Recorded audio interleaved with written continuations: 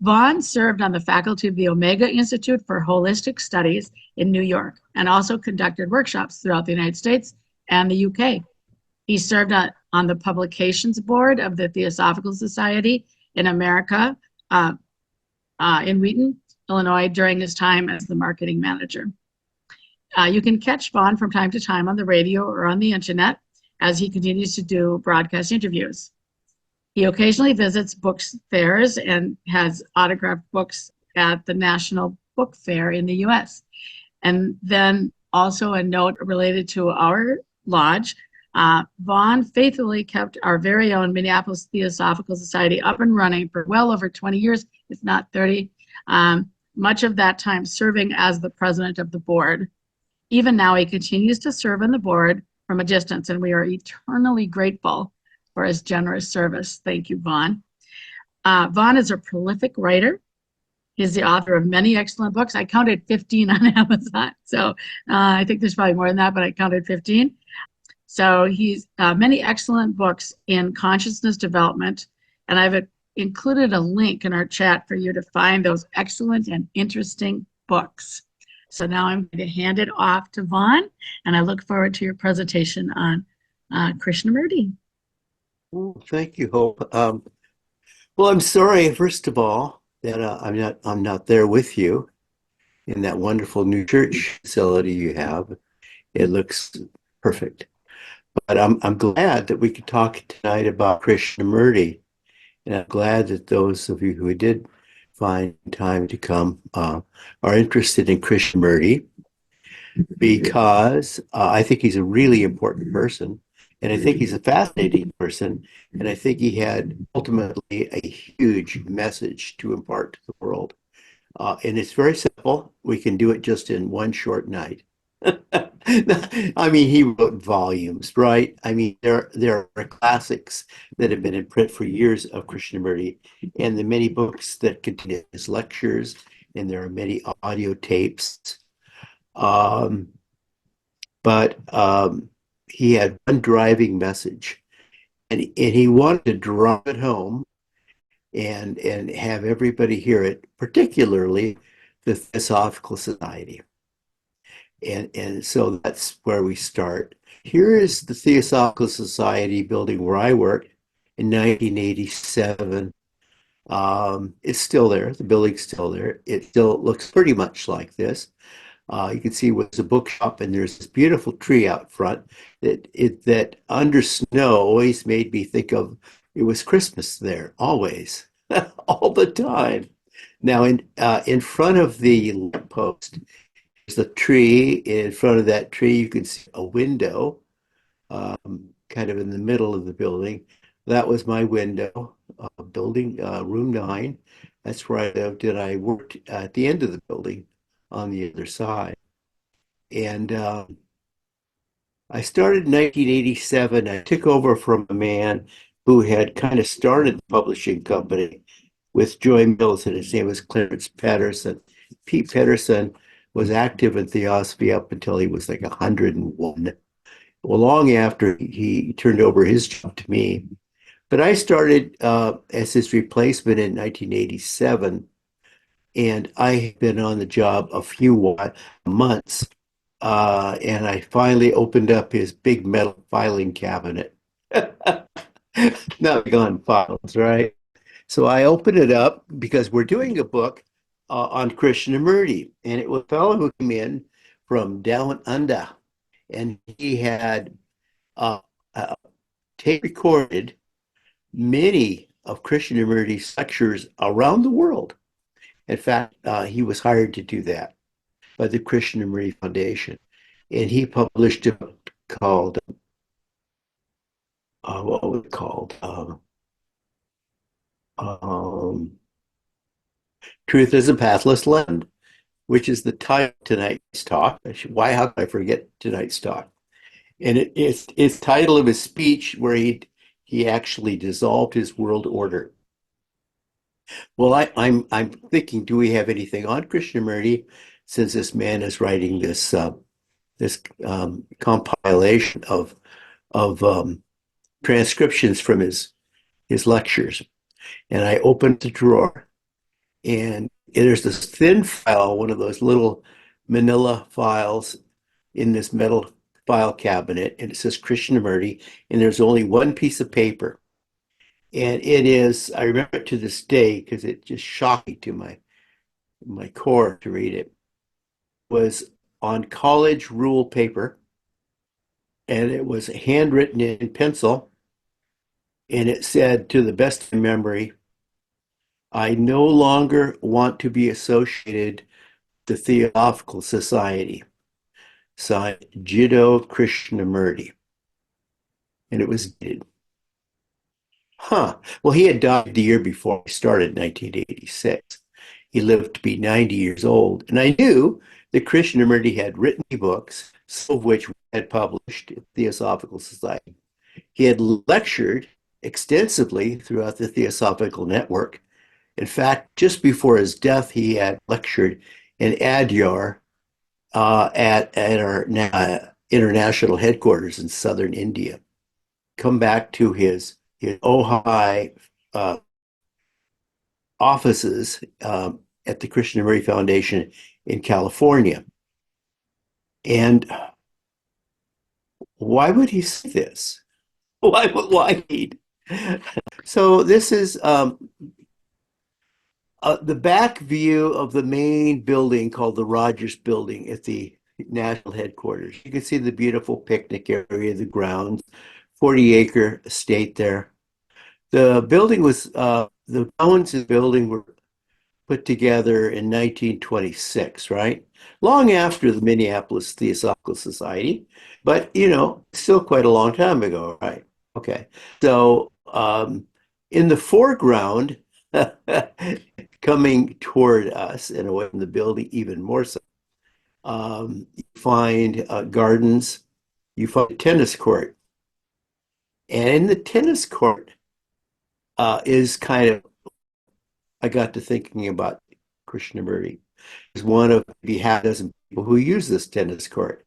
And it would be overgrown time to time, and it would be hard to get the ground crew to put that up because there were so few of us that used it. So one day I asked, why do we even have this tennis court? It's so old and dilapidated. And they told me it was put up for Krishnamurti. He loved to play tennis there. So I thought, well, he obviously he hung around this site an awful lot for a man who said, oh no, I no longer want to be associated with Theosophical Society any longer. So this is one of the books that we published in Wheaton. It is a series of books. I believe there are 4, if I recall. And they're called Commentaries on Living. And there are many classic books by Jiddu Krishnamurti to this day that are popular and in print. And this is what this is the main series that we're proud of publishing in Wheaton, Illinois, the Krishnamurti books. So even though he's no longer associated with the Theosophical Society, Krishnamurti is continuing through the years, through the decades, to write books published by the Theosophical Society. So here we are. Now, this is an interesting little picture. The tiny little boy next to the woman in the middle is Krishnamurti. The man to the other side is, I believe, his father. And on the other side is actually George Arundel, a leading theosophist of the time. So the story goes that Annie Besant was handpicked by one of the original founders, Helena Blavatsky, to be the next president. She found this boy in Krishnamurti when he was a young boy playing on the beach near the headquarters in India, playing with his brother. And the story goes that actually Charles W. Ledner, who was prominent theosophist at the time who wrote Forms with Mrs. Besant, who wrote The Chakras, who started the uh, the, the many organizations of time, including the Liberal Catholic Church. He spotted this boy, and he was very clairvoyant. If you've read his books or know anything about better, you know he was extremely clairvoyant, and he noted that the boy had an amazing aura and a presence. It called his good friend Annie Besant there to the balcony, and they looked down the beach, and he said, "Look at that one boy. He's with the other boy." And she said, "Do you see the one I mean?" And yeah. He says, and she was quite clairvoyant. She said, "He's remarkable." So what they did, two of them, uh, Besant and Ledbetter, was they talked to the boy's father, who actually worked for the society as groundskeeper and lived with his family in a house near the head. They said, "We would like to take your young boy, Jiddu Krishnamurti, and we would like to raise him in theosophy. We think he has an amazing future, but he must be under our tutelage." And so, because the boy's father was so dedicated to theosophy, he said, "Yes, do it." So they did. They just took him over and raised him like their own. They sent him to the Sorbonne in Paris.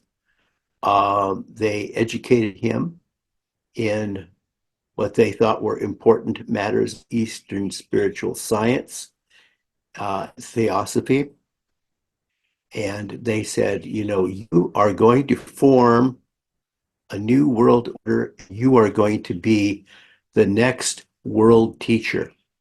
When they said the next world teacher, they were thinking like Buddha, Jesus. They said, "This is it. This young boy is going to introduce the world to great concepts in Eastern spiritual science, and he will bring thousands of people." Now, he did not do this within the Theosophical Society as a theosophical presentation. They formed another group beside them, called the Order of the Eastern Star. And as a young boy in his teens, young Krishnamurti started this world order. It began lecturing thousands of people who would join him in huge gatherings around the world. Here is himself, Charles Webster Ledbetter. He's always pictured with his right hand like this, and everybody who is ever pictured in a theosophical picture with this pose, it means something. I'll let you figure out what it means. Here he is as a young boy. This is the way they found him in 1909. This is the way he looked in 1909. By 1910, they had him firmly underhand, and by 1911, he was running a world order, speaking to thousands of people and traveling around the world. This young boy. And remarkable he was, even at that age. Next file, please. So one of the first things he wrote was this book called At the Feet of the Master. It's really a booklet, and I would recommend that everybody get a copy of it. You could buy it in its purest, simplest form and not pay very much money because it is so small. If you buy it with all the annotations by these famous theosophists telling you what Krishnamurti really means, it might cost a little more. I suggest you just buy the words of Krishnamurti because he chose them very carefully. And if you read this book that he wrote it as a boy, you can understand exactly where his mind was. And it really wasn't with Annie Besant and Charles W. Ledbetter. It was way beyond. So He thought, I'm just a young boy. How can I write this book at the feet of the master? And isn't it presumptuous? People will think I am the master. So I'm going to sign it anonymously. They couldn't do that. So he wrote Alcyone. Now, if you buy some versions of this, early editions that have been reprinted, you'll see the author listed as Alcyone. This is absolutely Krishnamurti. Here he is. Right now, At the Feet of the Master is really a book on living right and doing right. It's a book about right action and right thought and discerning the difference. It's about every person's individual spiritual path and how every person must walk an individual spiritual path alone to find truth on your own. That's what the whole book is about. Well, here he is. He got very serious after he graduated from the Sorbonne, and he used to wear a turban when he was a boy, and there he is dressed up like, a young college graduate. That's the young Krishnamurti, and that's the way he looked when he was, I guess, about, 20 something. And he was leading this international organization, speaking to thousands of people, and they would come up and they would ask him questions. And he had this amazing, rare ability. If you read his book, he'll describe it to some degree, that he could look into somebody and he could say, I know what you really need to know. I know what's really important to you. Or he'd say, I know the question you want to ask, but have not formulated. Because he could look into them. It was called like in psychology, they call this the mirror effect, I think. And he would look into their face and he'd say, I know exactly, he could mirror exactly what they were thinking and feeling. And he'd say, the question you want to ask me is this. And he would say it. For instance, he waited years to answer the question, is reincarnation a true fact? And finally, after 17, 18 years, he spins around and he said, I will answer the question. You keep asking this question, I'll answer it. And he said, reincarnation is an untrue fact. He said it is absolutely a fact that everybody is reincarnated, but it's also a fact that you're reincarnated every moment of your life. Every moment of your life, you're starting anew. He said, he talked a lot about science. He said, consider how your blood is completely renewed. Consider how all your cells are completely renewed. Consider how your hair, your nails, and everything is renewed. You're not the same person you were a month ago. You're not. You're absolutely physically not. And he said, you wake up every morning and you're renewed. He said, every moment of your life, you can start anew. He said, so why don't you? And they were like, ah, ah. They were looking like, oh, can we wake up and we'll be a princess? No. So this is the kind of membership paper you'd get in the 1920s. This is if you joined his Order of the Eastern Star, right? Um, the Order of the Eastern Star. And you'd get it signed like this, and it'll be stamped boom, boom, boom, boom. And the date, this is December 1917. And it was like very esoteric. You were in a special, society, a mystery society, a mystery school to be envied by anyone outside of it. And this bothered Krishnamurti. So the Krishnamurti world order. The Order of the Eastern Star was founded by the Theosophical Society in 1911 to proclaim the coming of the world teacher, Krishnamurti was made head of the order. On August 3rd, 1929, the opening day of the annual Star Camp in Holland, Krishnamurti dissolved the order before 3,000 members. Now, I've also read 4,000 members, and I think technically it was in, well, Holland is a part of the Netherlands. It was in the Netherlands. So this is, I think, the best way to understand Krishnamurti and what he was all about in his teaching is really profound, but it's also very simple. Is to simply read the words that he carefully chose when he dissolved the organization in 1929 after 18 years. And he called the talk, Truth is a Pathless Land. It's beautiful. So if you don't mind, we'll just read through it.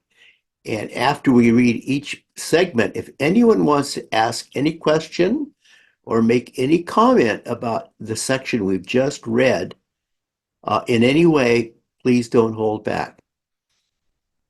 I maintain that truth is a pathless land, and you cannot approach it by any path whatsoever, by any religion, by any sect.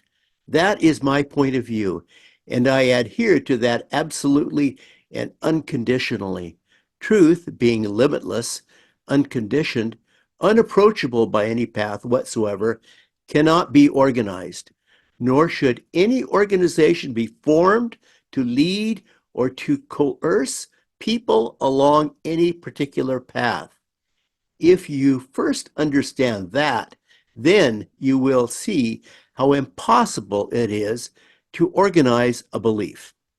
A belief is purely an individual matter, and you cannot and must not organize it. If you do, it becomes dead, crystallized. It becomes a creed, a sect, a religion to be imposed on others. This is what everyone throughout the world is attempting to do. Truth is narrowed down and made a plaything for those who are weak, for those who are only momentarily discontented. Truth cannot be brought down. Rather, the individual must make the effort to ascend to it. You cannot bring the mountaintop to the valley. If you would attain to the mountaintop, you must pass through the valley, climb the steps, unafraid of the dangerous precipices. It almost sounds like the voice of the silence, doesn't it? Walking through the 8 chambers. Anyone want to make a comment or ask a question or say, oh, that was silly? That's okay. No? Okay. You cannot climb toward the truth. You must climb toward the truth. It cannot be stepped down or organized for you. Interest in ideas is mainly sustained by organizations. I think I didn't emphasize that correctly. Interest in ideas is mainly sustained by organizations, but organizations only sustain interest from without. Interest which is not born out of love of truth for its own sake, but aroused by an organization, is of no value. The organization becomes a framework into which its members conveniently fit. They no longer strive after truth or the mountaintop, but rather carve for themselves a convenient niche in which they put themselves, or let the organization place them and consider that the organization will thereby lead them to truth. So that is the first reason, from my point of view, why the order of the star should be dissolved. In spite of this, you will probably form other orders. You will continue to belong to other organizations searching for truth. I do not want to belong to any organization of a spiritual kind. Please understand this. Now, if anyone wants to say something or jump in, when I first read this, I was going like, Whoa! I maintain that no organization can lead man. Remember, this is 1929, so it's very sexist language. I maintain that no organization can lead man to spirituality. If an organization be created for this purpose, it becomes a crutch, a weakness, a bondage, and must cripple the individual and prevent him from growing, from establishing his uniqueness, which lies in the discovery for himself of that absolute, unconditioned truth. So that is another reason why I have decided, as I happen to be the head of the order, to dissolve it. No one has persuaded me in this direction. There is no magnificent deed because I do not want followers. And I mean this, the moment you follow someone, you cease to follow the truth. Vaughn, I have a thought. Yeah. Can you imagine the audience sitting there hearing this? How Oh, shocked. thousands of people that have traveled around the world to hear him, and they're going like, "Oh no!" It's like the Beatles have broken up to them. It's like, "No, say it isn't so. Don't leave, Paul. No, no, no." It's Yeah. like they're shocked. They're probably wandering around like, "What do we do now? What do we do now? Who are we going to get to lead us? Who are we going to get to lead us?" And he looks down and it's like, "Hey, it ain't me. It ain't me." Now, I should just throw this out here. He continued to teach, but the point is, he never, ever, after this date, accepted personal students again. He said, "Your spiritual path is yours alone." What is Krishna's desire to set man free? He said, "I am concerning myself with only one essential thing to set man free. Desire to free him from all cages, from all fears, and not to found religions, new sects, nor to establish new theories and philosophies. Then you will naturally ask why I go the world over, continually speaking. I will tell you for what reason I do this. Not because I desire a following, not because I desire a special group of special disciples. Oh, men love to be different from their fellow men, however ridiculous, absurd, and trivial distinctions may be. I do not want to encourage that absurdity. I have no disciples, no apostles, either on earth or in the realm of spirituality, nor is it the lure of money, nor the desire to live a comfortable life which attracts me. Strangely enough, people just like threw money at this guy, and he had these headquarters here around the world. I mean, his OI Federation. We'll see a picture of it later on. His federation in Ojai, the Krishnamurti Federation, is a beautiful facility. So he continued to have some backing, um, and he had a lot of time to play tennis. Next file, please. Did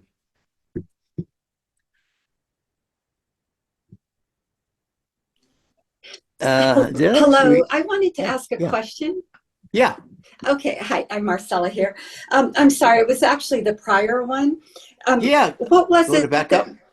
um, Yeah, or I think I wrote it down. What yeah, was yeah. it that was said about structures have no value? Yeah. Find exactly 70 theories. Well,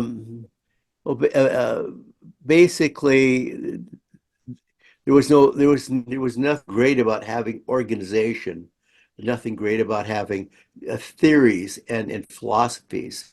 Therefore, he saw these all as imprisonment cages, that you would have all these things that would hold you back. Was he referring to spiritual type organizations? Precisely that. Okay. That he said that, what he's saying, I could just kind of maybe throw my own 2 cents in, and how it tends to become so organized that it becomes political, and not just political, but it becomes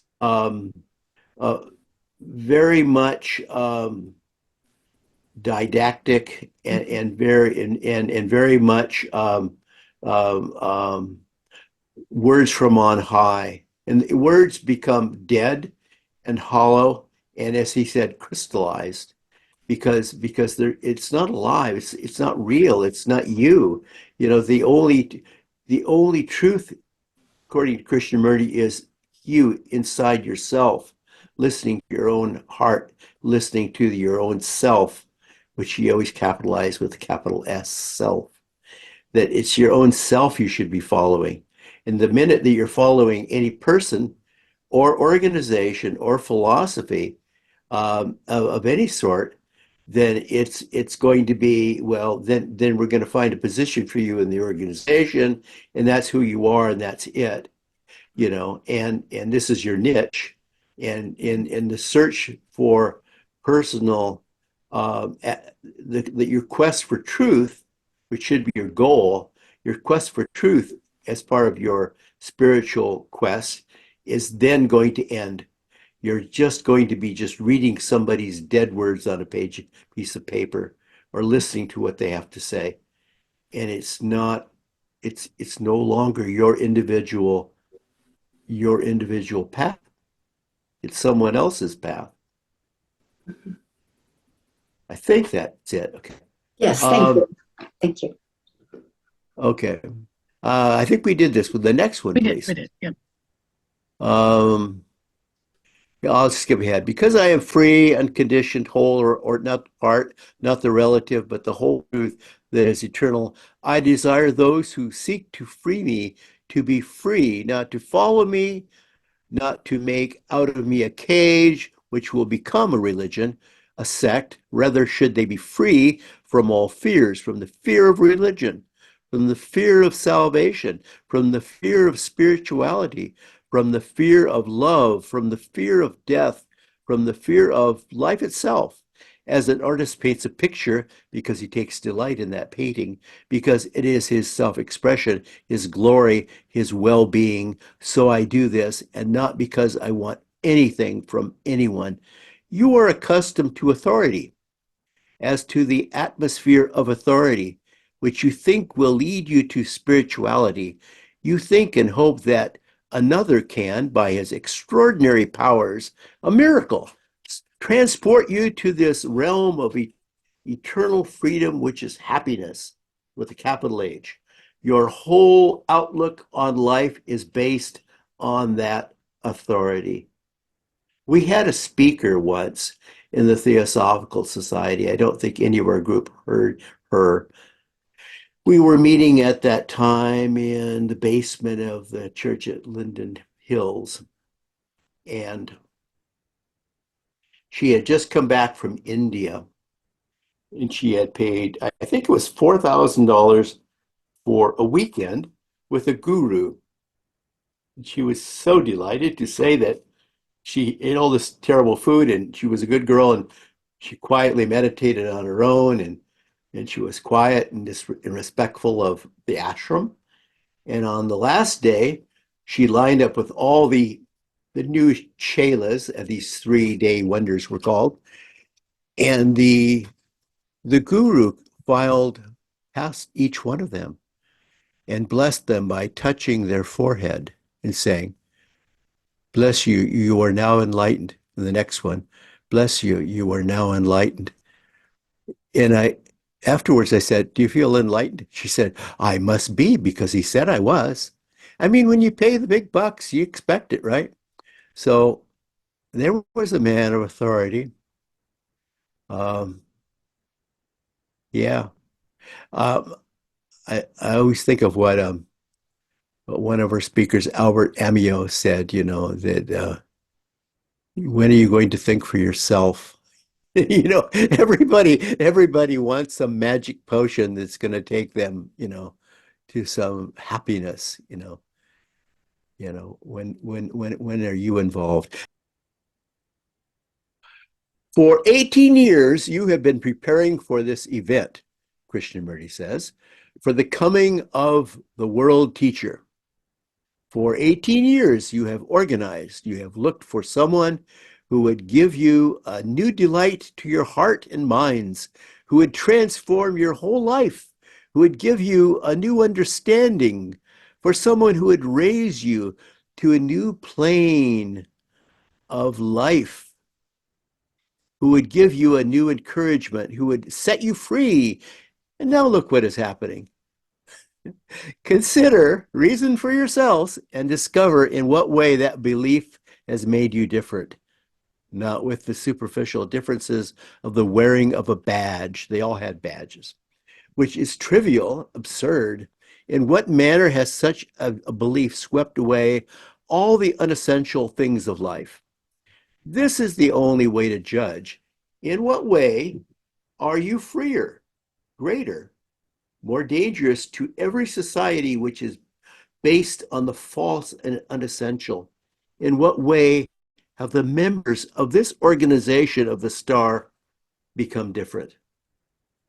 So you have to think to yourself, you sit in spiritual meetings and and you write down everything, and it's like at the end of it, are you freer? Are you greater? Are you happier? What have you got? Years ago, I went to the Omega Institute in New York. It was great. We were all together for a week. And I noticed that people would show up with their notebooks and you'd carry them in a backpack. And they'd flip out the notebooks and they'd write down every word everybody said. And years later, I was flashing ahead to, I think it was our speaker, James Olness, who said, I don't want anybody writing anything down. He said, why concentrate on writing on a page? You know, why don't you just like open your mind and listen and think? You know, it's like they keep all these words in a book, and they're dead words. They're somebody else's words, and they're also yesterday's words. I maintain that the only spirituality is the uncorruptibility of the self, which is eternal, is the harmony between reason and love. This is the absolute, unconditioned truth, which is life itself.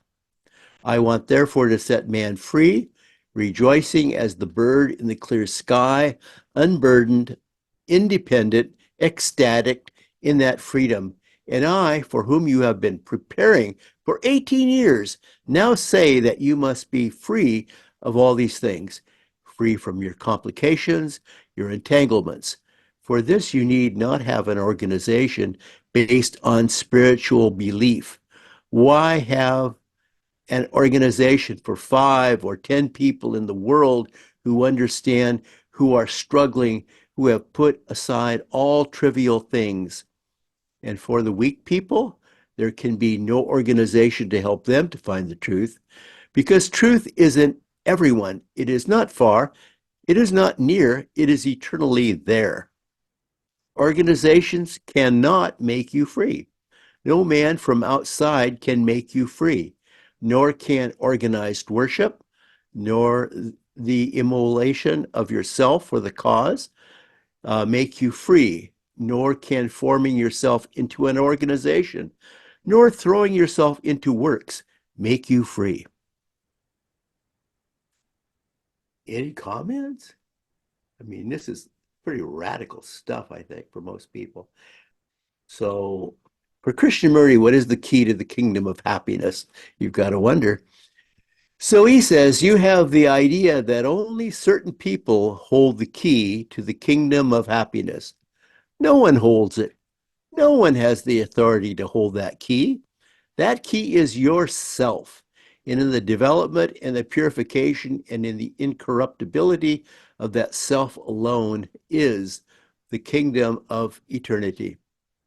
So you will see how absurd is the whole structure that you have built, looking for external help, depending on others for your comfort, for your happiness, for your strength. These can only be found within yourself. So why have an organization? You are accustomed to being told how far you have advanced. What is your spiritual status? How foolish or how childish, sorry. Who but yourself can tell you if you are beautiful or ugly within? Who but yourself can tell you if you are incorruptible? You are not serious in these things. But those who really desire to understand, who are looking to find that which is eternal, without beginning and without end, will walk together with a greater intensity, will be a danger to everything that is unessential, to unrealities, to shadows. And you know, Blavatsky always spoke of this physical world in its illusions as the shadow world. So he's in step with her. And they will concentrate. They will become the flame because they understand such a body we must create. And that is my purpose. Because of that real understanding, there will be true friendship. Because of that true friendship, which you do not seem to know, there will be real cooperation on the part of each one. And this is not because of authority, not because of salvation, not because of immolation for a cause, but because you really understand and hence are capable of living in the eternal. This is the greater thing, a greater thing than all pleasure, than all sacrifice.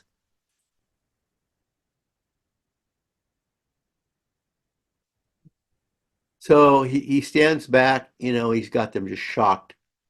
He's walking across the stage. He does this. He walks across the stage. Big stage, walk across the stage, walks across the stage. And he says, you could form other organizations and expect someone else. With, with that, I am not concerned, not with creating new cages, not decorations for those cages. My only concern is to set man unconditionally, absolutely free. So naturally, they all left looking for a new teacher. The old one quit. I think it's just a hoot. Did they find anyone? No, no, they didn't, you know, and they said this is um this is a meditation room at the Ojai Foundation, the Krishnamurti Foundation in Ojai, California, which is right next actually to the Esoteric Society of the Theosophical Society in Ojai. So, you know, they were pretty close.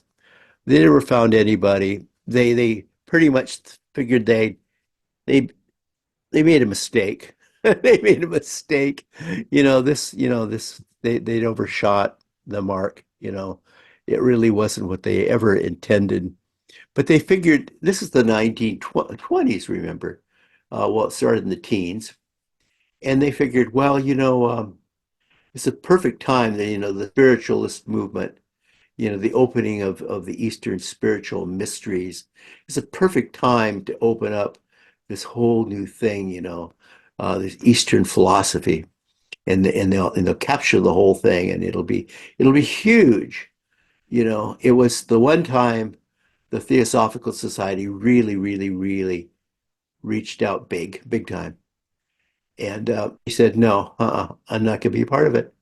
I'm not going to be a part of it. In fact, he said, and when he dissolved the group, he had a meeting with Besant and Gledbetter and Adyar, and he said, "I'm not going to use any more of the theosophical expressions or language."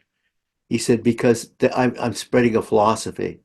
He said, "I don't want any part of it." He said, "I'm going to say what." He said, "Well, how are you going to speak? This is what you've learned." And he said, "I'm going to say what's in my heart." And I'm going to hope that people will listen in you know, with their heart.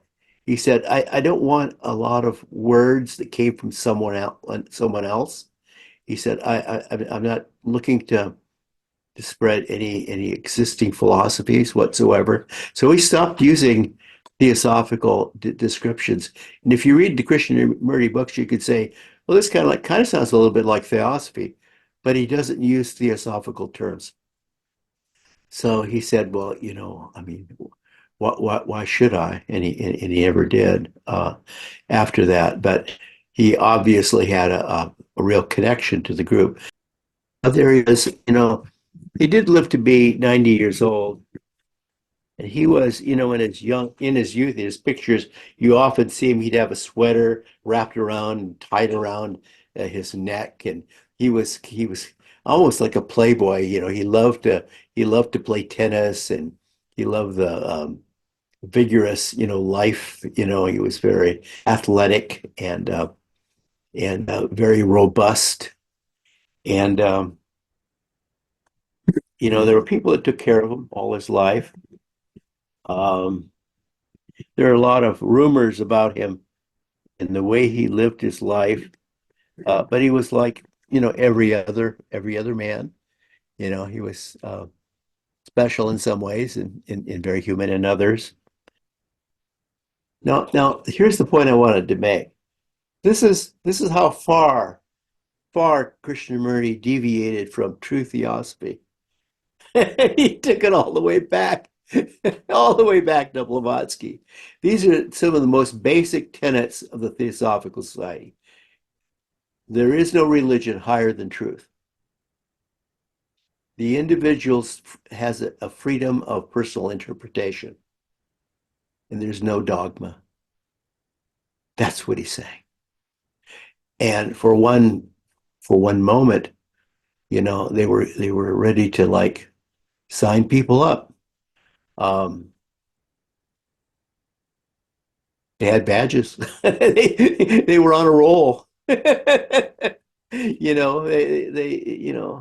Gosh, I think there was talk of having a college. I've heard that. Um, this society has never gone that way. There have been offshoots of our group, which you know did get into maybe curriculum or classes and things like that. There's very little of that in Theosophical Society. Um, really, I mean, it is really an open discussion as to what people think of Krishnamurti or the society or anything that any of our people have written.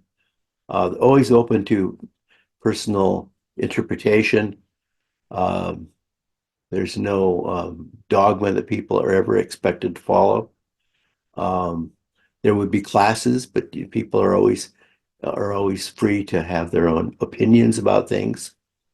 And we don't believe that religions or sects or organizations are bigger than the individual's personal search for truth. But that's all he was saying. He talks about in his first book, the little book, At the Feet of the Master, how everybody is following a spiritual path, and all of our path is similar. Every one of them is similar in that it is your path to follow, but we don't walk it together. We walk it individually, and you must find your own way to the truth, because truth is a pathless land. No organization, no person, no religion, no sect, no creed can show you the truth. That was his philosophy. So we've come to just about an hour. So we could have a few questions or comments before a break if you like, or just go break and get some tea time. Anyone want to say anything? Chats? I don't see anything. Yeah. Marcella? Yeah, so I have another question, and maybe you'll Yeah. touch upon this later. I mean, Yeah. I think of Thich Nhat Hanh, he emphasized the how, Yeah. and Krishnamurti almost zero. Yeah. Do you know if there's ever been dialogue between the two that's been recorded? I'm not aware of it. Okay. Yeah. Because, I've read Krishnamurti for about 40 years, and, Yeah. I was trying to do, really observe, and I'm certainly still open to what he's saying because something feels very right about it to me. But I find that Thich Nhat Hanh gives me a little bit of a how, that just, mindfulness that nurtures insight, and it just, I feel that I need a how, even just a little bit. But I'm kind of conflicted because I feel like something about Krishnamurti seems right, but I'm not able to, I'm just wondering if there's any dialogue that you're aware of that's No, ever been had about no, that. I'm not aware of that. I Okay. mean, he died in the mid 80s, so I don't think that they overlapped, although, um, yeah, they could have overlapped. That's true. I've just never heard of it. But basically, Krishnamurti, would not believe in, first of all, he wouldn't believe in anyone getting a certificate for having completed a program. He wouldn't believe in anyone taking a class. He wouldn't believe in certification. He wouldn't believe in attaining any any kind of distinction as having learned anything through by studying the teachings of other people.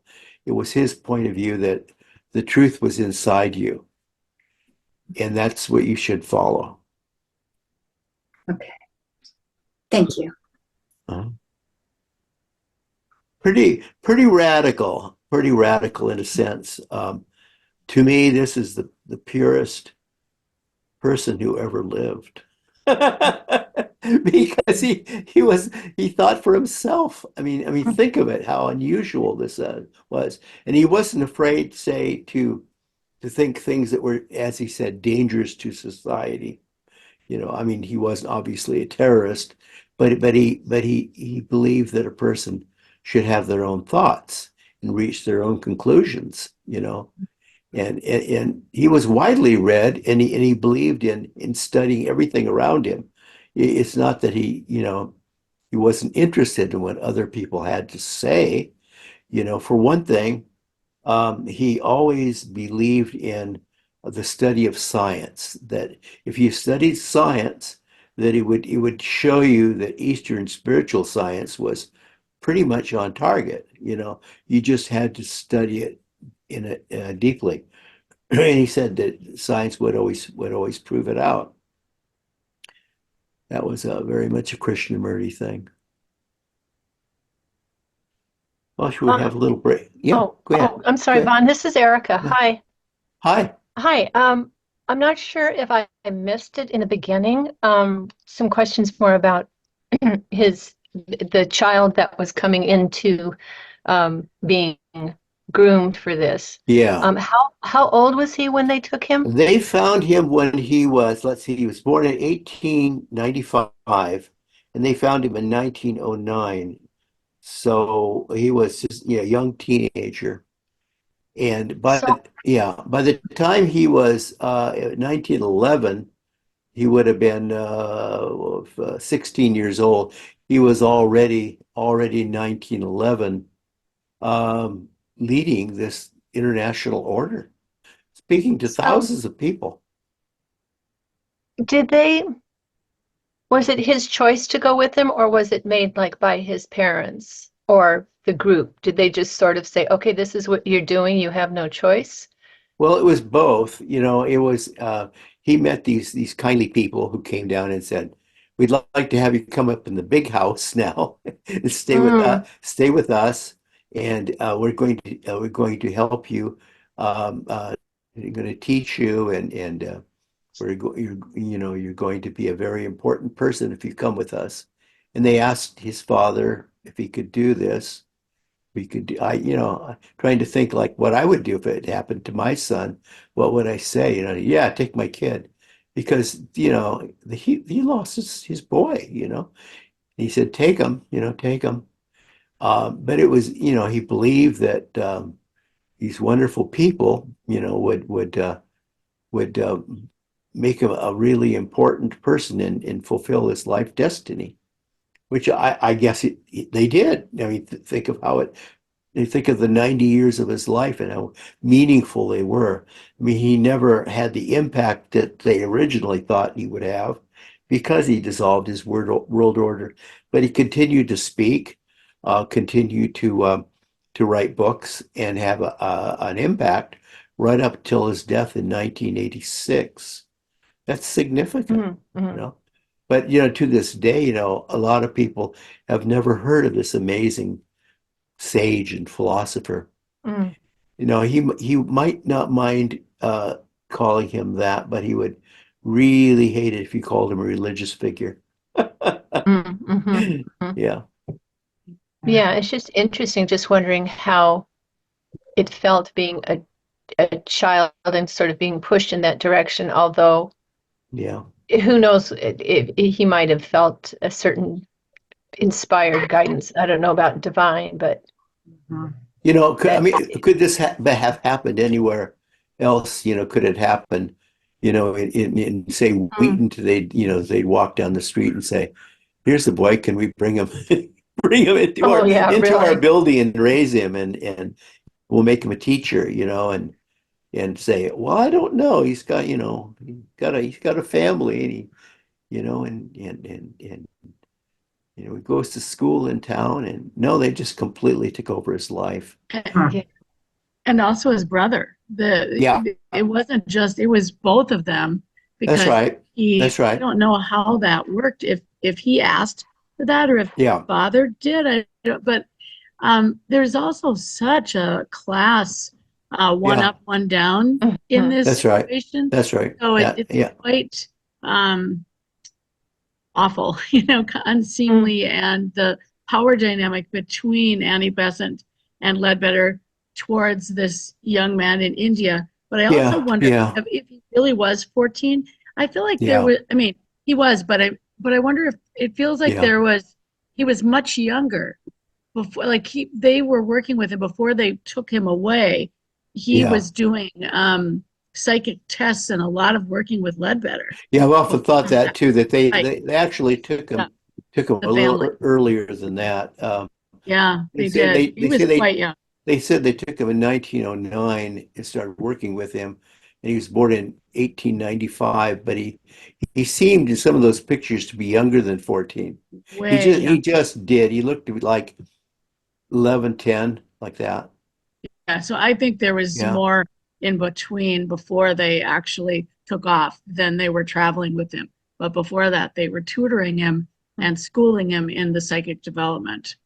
I mean, also, you have to look at the people involved. And they're amazing people, but maybe this wasn't their greatest hour. Like Annie Besant was a tremendous social reformer, an amazing person by any standard. Um, I mean, did she reach too far? Was this a bit too much? Ledbetter, he started a church, I mean, this is something Krishnamurti would never do. He started a church, a liberal Catholic church, and he worked with a lot of young people, and some of that was controversial, There's a book out there called The Elder Brother about Ledbetter. And was Bishop Ledbetter always a good leader to the boys? Or was there some abuse on some level? Now, I'm thinking like, yeah, I mean, to take this boy and raise him and push him in this direction, I mean, it could have been considered an amazing thing they did, and yet, it's easy to say, well, it was a bit abusive to just snatch him like that and do this, snatch and grab a boy on the beach. I don't know. I mean, I have so many mixed feelings about it. But these were people that truly thought they could change the world. Mhm. It was just so fascinating. I've learned so much so quickly about Krishnamurti. And at first, I was a little confused with the Order of the Eastern Star, but Yeah. so it was Order of the Star of the East, Yeah. right? Order of the Star of the East, right? Thinking Order of the Eastern Star and the Yeah. Masons is the organization part of the Masons that's the women. Yeah. Yeah. They're two different things, right? Yeah, the Co-Masonic Order was started by Annie Besant, The Co-Masonic, okay. Yeah, I mean, think how she started international Masonic order. Ledbetter started a church, and they were builders, Did the Yeah, Order of the Eastern Star yeah. come from some thread of the Order of the Star of the East? If Besant was involved? Um, I think she, You know, the chapel. yeah, I thought about that. I think she just liked the name. Okay, I'm sure she okay. picked the name. Huh, interesting. Yeah, yeah. Hmm, yeah.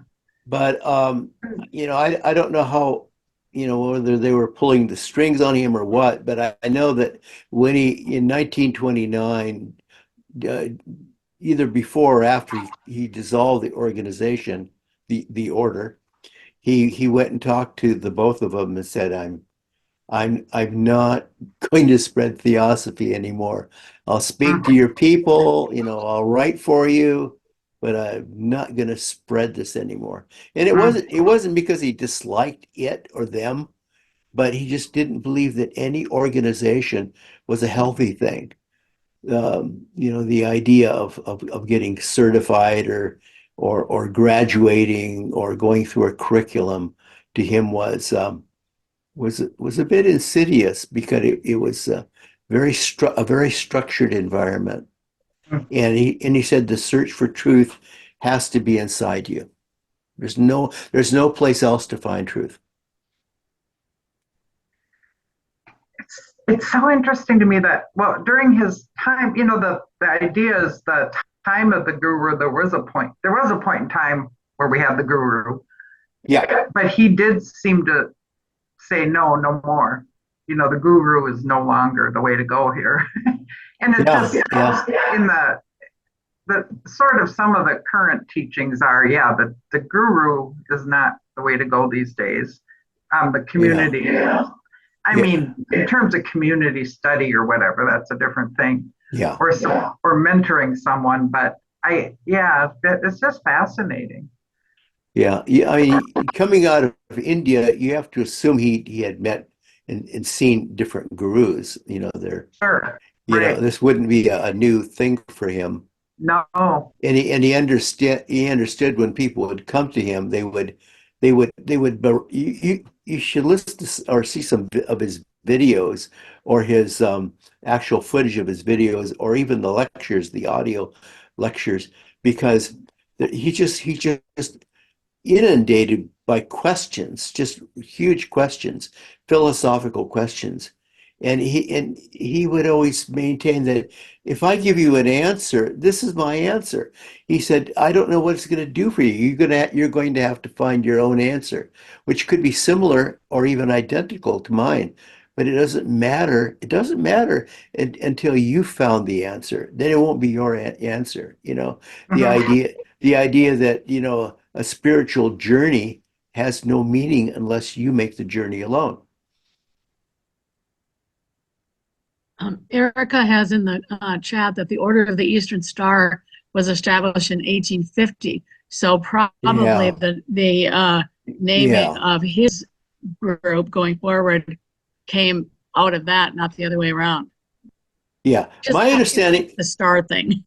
I used to love the sort of thing, but my understanding was that they always in the order, Krishnamurti's international order, they always thought of him as the Eastern Star. Yeah, it's so interesting. This is Susan. I just sent to you by text a picture my friend Tom sent to me of Annie Besant as a Mason, and he sent it to me last week because I know, when we have our speaker next month too, he's going to be talking about Annie in terms of Gandhi, etc.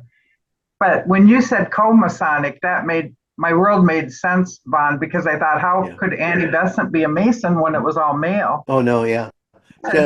She was very upset by the fact that it was sexist, and Yeah. she wanted an organization that was open to all. So I hope I didn't know if you wanted to post that photo or not, but I sent it to you just now. Is it the picture where Annie's all made up and the Yeah. hat and all that? Yeah, yeah, I've seen that. Or not a hat. Oh, Here, I can see. here. I didn't put my glasses on. oh yeah. No hat. There she is. how interesting that. So she started Oh, wow. part of the Comasonic. Right. And I will email it to myself and get it up here Sure. after the break. You have to think of all Look these at- organizations that they started, like the Co-Masonic Order and Liberal Catholic Church and all the others. These were all done parallel, not within the Theosophical Society. They always kept the Theosophical Society pure of this kind of Yeah. hierarchical, didactic Yeah. structure. Yeah, so it is closest, like you said, to what Krishnamurti was saying, the Right. philosophical, no religion higher than truth, and all those things fit closest Yeah. to what he was trying to say. I often think that he's the purest theosophist I've ever heard of, because he totally got that there is no religion higher than truth, that you must have the individual freedom of interpretation.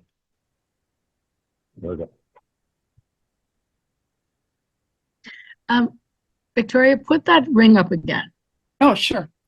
Yeah, it's really I'm pretty. going to spotlight you for a second. Here, Thank you. Yeah, Yeah. I'm trying A to. little further back. Yeah, I know it's Yeah. hard to tell. Hold it back a little ways.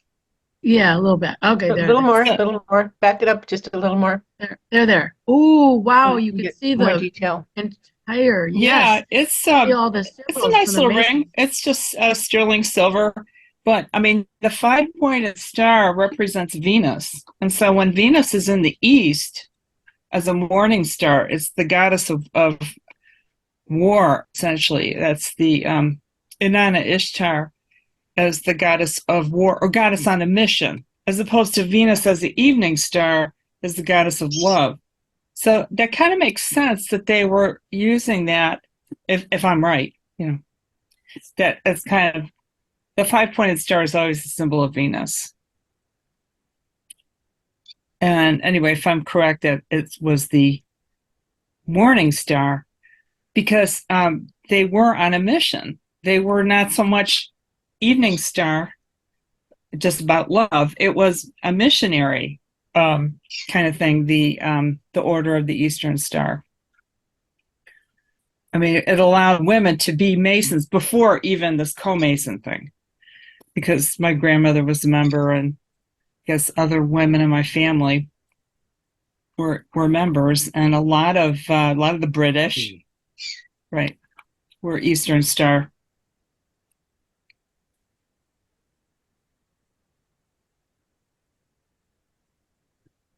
When I was a kid, our neighbor was a Shriner, and his wife was in the Eastern Stars.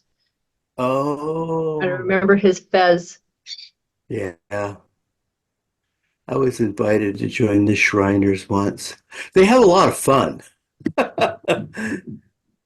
Clown cars. Yeah, They do a lot of work. They do a lot of work cars. for charity. I mean, there's here in Yeah. Oh, yeah. Chicago, there's a Shriners Hospital for kids, and Mhm. they're very mean- charitable. I mean, their children's hospitals are fabulous. Mhm. I had a brother who died when I was 2 because there was so little care for little children at one point. In many parts of the country, you couldn't get the same hospital care for a child as an adult.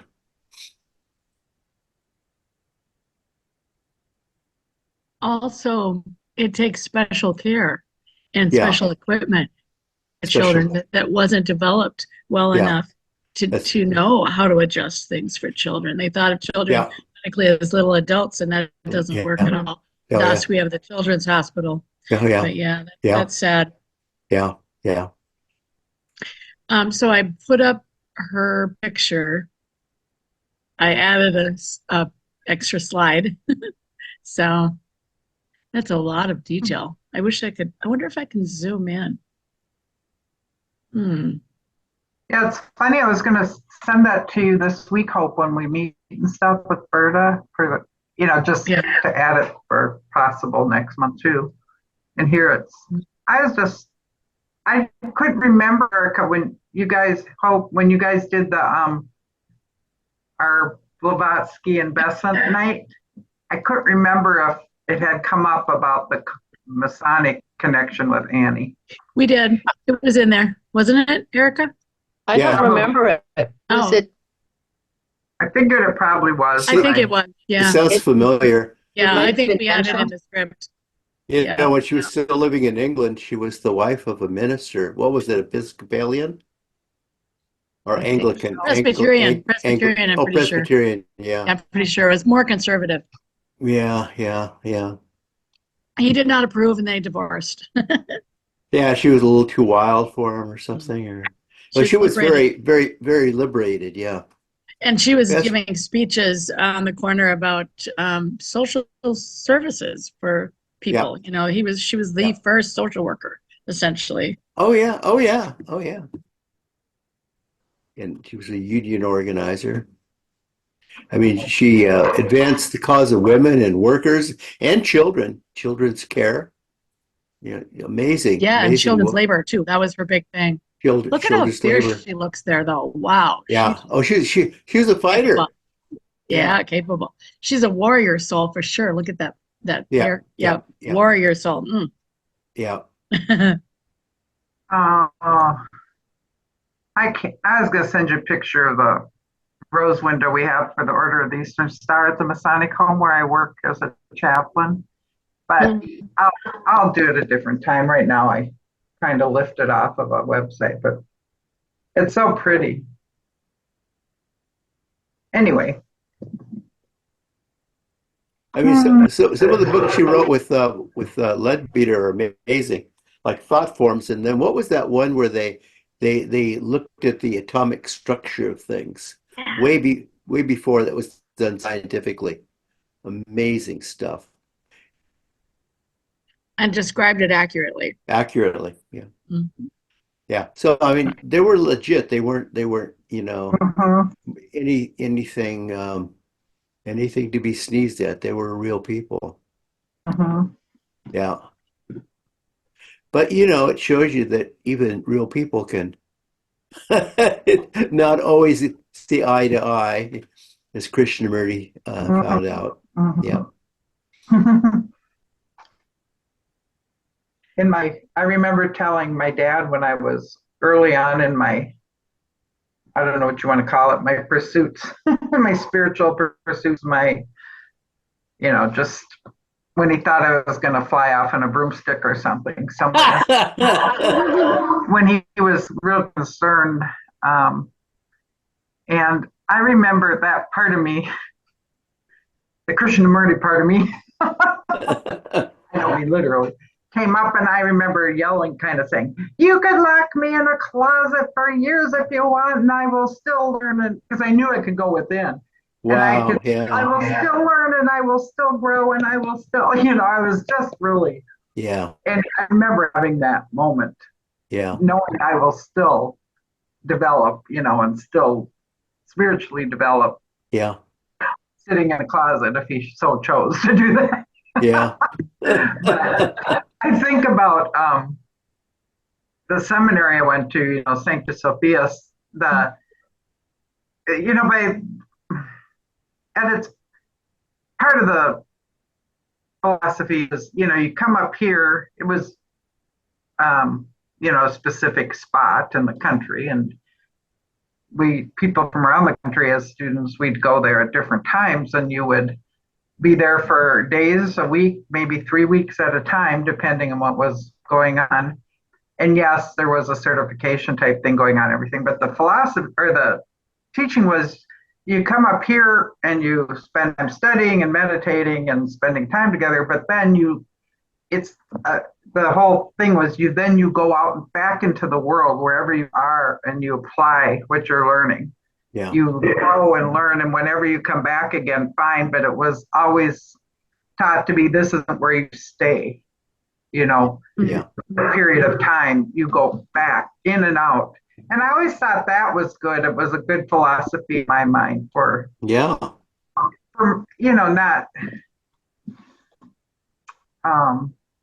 anything can get crystallized these days, and I know almost everything has gotten somewhat crystallized. But I just thought that was a good way to practice Yeah. spiritual teachings and growth without having. I used to belong to a group called the Sunshine Society, and I guess there was a quasi-Christian aspect to it. We would visit nursing homes and sing songs or hymns with people, and we'd play like the piano, and then the old people would be wheeled out and they'd all sing. And it was all done on a Sunday, right? So they'd say they'd get together and sing hymns for an hour. That's all it was. We'd just sing. They loved to sing. And there was a fella played the guitar, started the organization. Anyway, I went to this one nursing home, and this is years and years ago. And there was an old woman there named Alice Lambert, and she'd worked for William Randolph Hearst, the Mercury in was it San Francisco. And she claimed to be the original Dear Abby. And Hearst asked her to answer a bunch of letters that he was going to ask people to write to the paper about, what should I do? What should I do? And she said, well, how would I know? And he said, well, that's the beauty of it. They're going to ask Alice. It was called Ask Alice. He says, let's just make up if you don't know. He said, okay. So she did that for a while. But then he sent her off on, because Hearst was sensational, muckraker. And he sent her off on undercover to like do exposés. And one of them was to investigate a woman that did tent shows. And her name was Evangelista. And she had to go to undercover to discover why Evangelista was, what she was up to. Was it legit? All this faith healing done in these tent shows, or was Evangelista was she just making money? Well, Evangelista, she became Evangelista's personal secretary, and then while she was there, Evangelista washed up dead on the shore in California, and so she had a lot of boyfriends, and they were also in the show. They would like lead the songs and they get up and tell their stories and everything. And according to Alice, they were okay during the show, but after the show, didn't want to get near any of them. There is kind of a dark side to all of this, I think. So, at times, it's. I don't know. I mean, I personally had members of my family that were in the ministry, and I always wondered where all their money came from. None of them drove old cars. But hey, sure, it's good. Oh, okay, so that reminds me. Krishnamurti was in Ojai. Yeah. Very near The Esoteric Society. But also very near famous actors of the time. Oh, yeah, they would show up, like Burl and they Ives. had money. They had money. Guys like Burl Ives would show up all the time, every time he spoke. Oh. Pearly shells from the ocean. Yeah. Burl Ives. Oh. Yeah. He had all these people. They adored him. My mom loves him. Oh, Yeah, haven't thought of that name in years. Yeah, yeah. So if he didn't have an organization, then he wasn't a nonprofit then. Or they had a foundation though. He had a foundation, so he was a nonprofit. Yeah. So, I mean, it is kind of a fine line, isn't it? He still had an organization, but he didn't think of himself as having followers, even though they had many, many people around the world in 3 different headquarters that were actually belonged to his, society. He continued to attract people in that way. But I think the difference was that he didn't have a personal teaching relationship with them. It was less teacher to student. He would get up and do a presentation. I mean, he's been criticized, actually, quite honestly, in that he was not, let's say, intellectually honest, because he continued to speak and people continued to come, and and it just wasn't called the order, and they didn't have a badge anymore. It was a different organization, Yeah. but it was much more loose than before. And he probably wasn't doing, for instance, initiations and things No, like that, that a lot of no, organizations do. yeah, no So I'm sure he initiations. stayed away from all that. Yeah, no initiations, no classes, no certification. He didn't charge you, like that. If you wanted to make a donation, I'm sure Burl Ives gave him a donation, and those pearly shells he always had. But he wasn't. Maybe that was the charm of the whole thing, was that it didn't. I'm back to Krishnamurti. Was Yeah, he, do you have any, I haven't found this anywhere. I'm looking through different things and different books. Was there any aspect of him that he was, I mean, obviously in a way he was able to read people, but yeah. was he also a healer? Like, did people see him in that light as a healer? Were they drawn to him for even at least He, emotional healing? What is he your would sense of? he would talk about healing, all coming from inside you, that all healing would be inside you. And he'd talk about this, that the answer is inside you, and you have to be, the idea of self-reliance, and thinking healthy, being healthy, positive mental imagery, and like that was his thing. But he could really read people. He was somehow gifted, and he there's just something about him that was it was almost like a pure connection between him and source, if that doesn't sound strange.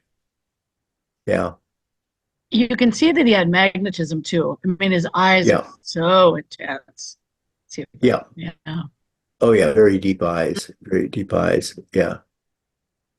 I'll be curious what to see what is said in the video of Krishnamurti, because mostly people just gloss over the rough spots and just talk about what a wonderful, wonderful guy he was, which he wrote and said many wonderful things that were comforting to a lot of people. Um, let's say that his talks were, in a sense, self-empowering, because people would walk away with a sense that they could take charge of their lives and make some sense of it without, becoming someone's disciple, because he surely didn't want disciples. Was he married?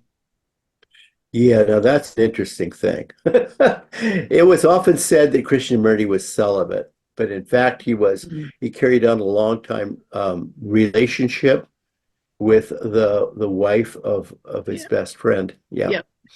yeah, and it kind of got sticky toward the end uh, when um, when they called him on this. And it's like, hey, she's my wife, and he says, Oh, well, yeah, but we have a relationship, you know. Do you know I, how long I he always went? thought that she left him for her. Uh, I thought she left the the best be friend. well, the best friend continued to be the best friend of Krishnamurti. That didn't end up until the very bitter end. He stayed with him almost. He stayed with him through the triangle relationship, Yeah. let's say. But he was Um, his business manager, wasn't he? he was his business manager. Yeah. Yeah. Yeah. Yeah, it was a very interesting Ew. Krishnamurti story. So a lot of, in the commentary, people talk about it as Krishnamurti. Oh no, he was absolutely chaste. He was absolutely celibate. Oh no, no, no. He, she was like a combination lover and mother to him. Very bizarre relationship. He had a lot of trauma. He had a lot of trauma. Well, you No, get that's not surprising. was separated from your family at birth. But actually, I think his brother, that you mentioned his brother, as I recall, I didn't hear the talk, but my understanding is that his brother actually came and spoke to the Minneapolis Lodge at one point. And if you look through all of our pictures, there's a 5x7 on glass mounted in a pretty wood frame that shows his brother. His picture was when he visited. And then I mean, at least a brother that Yeah, came out with him from India, he died yeah, of tuberculosis, and everyone swore that he yeah, was going to live, and then he did, yeah, and that was yeah. crushing to Krishnamurti. Crushing, yeah, yeah. Because then he had no one, you see. He felt so alone, you know, because everybody wanted a piece of him, basically, and it's like he didn't have anyone to take care of him or be his friend other than his business partner and his wife, who was his mother and lover, interesting dynamics. But Yeah, I yeah, think the version I read of it kind of cleaned it up because I thought that she left her husband and with him they were married, but yeah. nope. Oh no, he never married. No, no. I think I kind of think that Krishnamurti would have never liked the idea of being married, because you see, then you'd be obligated to somebody. You have to be a free Have a spirit. certificate. Yeah, You'd have a that's true. certificate. You'd have a Yeah, marriage certificate. You're right. where Oh, you're sworn to love and protect uh, someone to death do you part. I mean, that is like, wow, that I don't think he'd like that at all. He was a free spirit.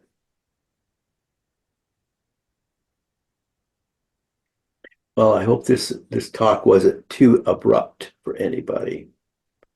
I think he was one of the giants of his age. I mean, there's so many like that. I mean, you could talk about Ralph Waldo Emerson and his movement, Transcendentalism, which would be very similar actually to Blavatsky's pure theosophy. Very, very similar. Um, and his idea of self-reliance. It's like these were amazing people, Yeah. he was a member of the Yeah, Theosophical Society. So yeah, Ralph, that yeah, yeah, overlap. yeah, Yeah. Ralph yeah. Waldo Hmm. Emerson. Well, Yeah. the guy that I followed at the Theosophical Publishing House, Clarence Pedersen, had written a book on Emerson, and that may still be in print as a quest book. Huh. An amazing person, you know. Yeah.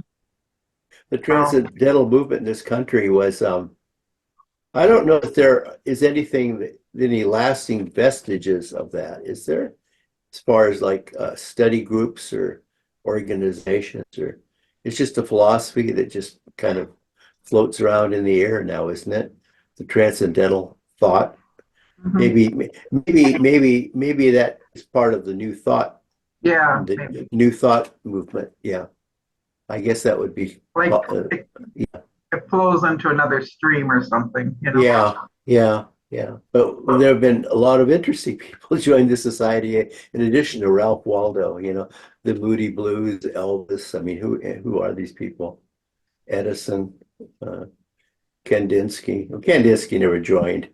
That would have been like, pay. He probably said, I have to pay. You know how much paint I can get for that much money? Oh. I heard that Einstein had a copy of the Secret Doctrine with notes in the margins. I don't know if he was a member or Yeah. not. Oh, Albert Einstein. Yes. Yeah, yeah. That copy is not on display, but available and being guarded closely at. I think it's now. It was at the Esoteric Society in Ohio. I think it's now at Adyar. but it's an important book because it shows that he read the book very, very carefully. Maybe we should have got half of the Nobel Prize, huh? Who knows?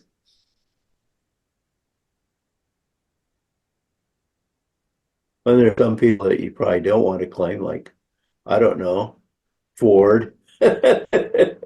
He wasn't nice to Union, but he built a pretty good car. I used to drive one of his cars. Well, that's all I have for you tonight. If there's no more comments, thank you all for being such a wonderful audience and being interested in Krishnamurti. I think it's well worth looking at. He's amazing. He's a giant, really, and he's very approachable to study.